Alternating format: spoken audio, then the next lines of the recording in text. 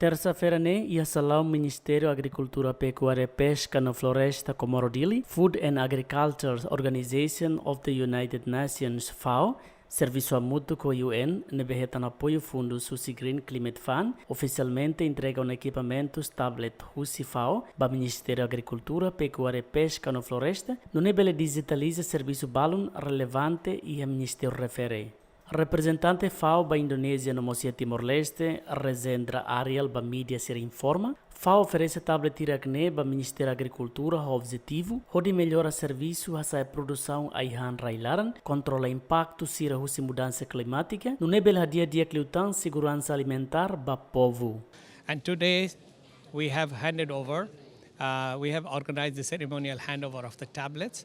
This is a process to support the government of Timor-Leste on digital agriculture. So these tablets will be programmed and it will be given to the extension workers in the field in all the municipalities to collect the real-time data from the field.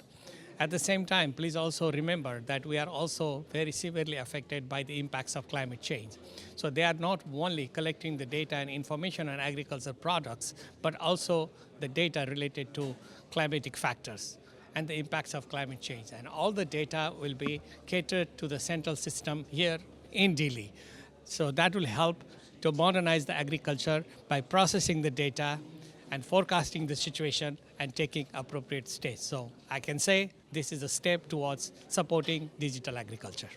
E a Fatihanense, Secretário de Estado de Pescas, Domingos da Conceição dos Santos agradece a FAO e apoio, oferece na tablet do governo Timor-Leste, no nebele facilita serviço sira e a Ministério Agrikultura Pekuaria Peska no Floresta o diak, fácil a recolha dados sira, rolais no completo liu. Tableta atos hat memang se distribui para município, na extensionista sira, usi ministério, usi FAO maita provaita, depois ita halo atribuição baita né.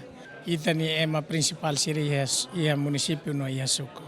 Portanto, ia número atos hat, direção se for formação basira, hamutu com FAO, ou formação extensionista sira, mas depois bele utiliza continua ia tempo sira terma.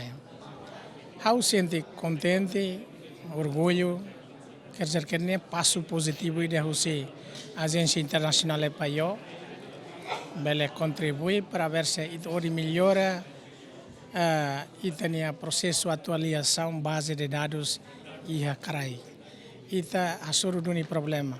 Quer dizer que lori ministério, ao mesmo tempo representa ministro, manifesta agradecimento da contribuição e tem parceria sira, também sira vai contribuir para a balona, a tu melhora diak mecanismo atualização base de dados, a nível nacional vai carai mais lete para ver se vai facilita ita diak sistema novo sistema agricultura niania futuro mesmo.